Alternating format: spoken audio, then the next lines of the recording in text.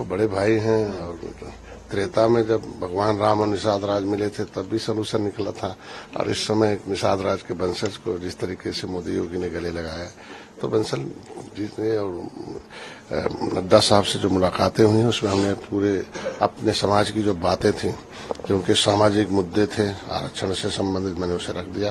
वो जब मैं भाजपा के साथ आया था तो शुरू में इसी शर्त पर आया था और उसको हल करने के लिए वो दीपावली के बाद उसमें बैठक होगी और वो तैयार हो गए हैं। दूसरा हमारे कार्यकर्ताओं के समागम से था और जीत में बदलने के लिए सीट की जरूरत है क्योंकि 2024 में जो था वो सीट न मिलने की वजह से जीत में हमको आंशिक असफलता मिली थी।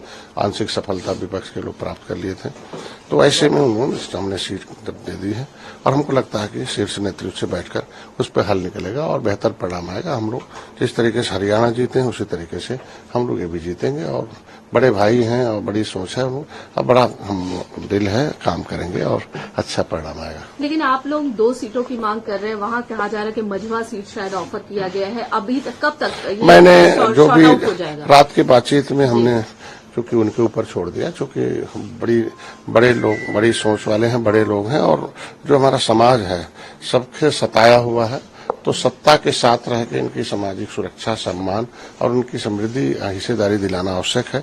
इसलिए जो भी बातचीत थी मैंने अपने प्रत्याशियों की लिस्ट भी सौंप दी है, बात भी सौंप दी है और उन्होंने कहा कि नहीं अब बैठकर इस पर बेहतर परिणाम आएगा और हम हल निकालेंगे। प्रधानमंत्री जी से मिलने का समय मैंने लिया समय लेकिन दीपावली के बाद प्रधानमंत्री और गृह मंत्री और सब हम लोग बैठेंगे इस पर जो चर्चा होगी जो और भी हमारे मुद्दे हैं।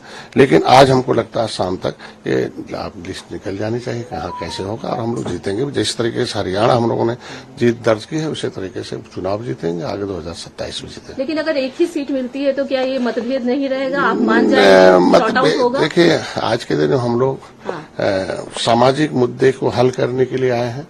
जो सीट है वो जीत में बदलता है और जब जीत में बदलता है तो सरकार रहती है और जब हम जितवाएंगे उनको तभी हम उनसे कुछ ले पाएंगे। इसलिए जीत के लिए सीट की आवश्यकता है इसलिए उनके ऊपर मैंने छोड़ा। लेकिन अखिलेश यादव तो कह रहे हैं हम लोग जीतेंगे, बीजेपी ने जानबूझ के दंगा करवाया है, उपचुनाव में हम जीतने वाले हैं, सत्ता सीन 27 करके पोस्टर भी उनके ऑफिस के बाहर लग रहे हैं। क्या कहेंगे? काफी कॉन्फिडेंस दिख रही है। मैं 2013 से राजनीति में आया हूँ और 13 जनवरी 2013 को मैं निषाद राज के किले पर मैं संकल्प लिया और तब से 2014 से समाजवादी पार्टी हमेशा करे मैं सत्ता में आ रहा हूँ। सत्ता में आ रहा हूँ 2014, 2015, 2017, 2019, 2022 ये हमेशा ही उल्टा ही मतलब जो कहते हैं उसका उल्टा ही होता है। इस बार थोड़ा कांग्रेस के साथ रह के झूठ मतलब आंशिक सफलता प्राप्त कर लिया क्योंकि जिस तरीके से मोदी के अमित शाह जी के एडिट वीडियो चलाकर लोगों को भ्रम फैलाया गया, नरेटिव सेट किया गया तो नरेटिव से लिया गया वोट थोड़ी देर के लिए आप आंशिक सफलता प्राप्त कर सकते। सत्ता नहीं मिलती है, सत्ता मिलती है काम से, सत्ता मिलती है लोगों को सम्मान देने से। तो पिछड़ों के नेता के रूप में अगर आए थे माननीय मुलायम सिंह तो मुलायम सिंह पिछड़ों के लिए काम करते थे। आज मुलायम सिंह ने इसलिए की कि कांग्रेस पिछड़ा विरोधी है इसलिए उसे उत्तर प्रदेश से हटाओ। वो दलित विरोधी है, सबको लेती है लेकिन वोट लेती है लेकिन काम नहीं। पूरी जिंदगी माननीय मुलायम सिंह ने उनको हटाने में लगा दिया, हटाया भी हम लोग मिलके।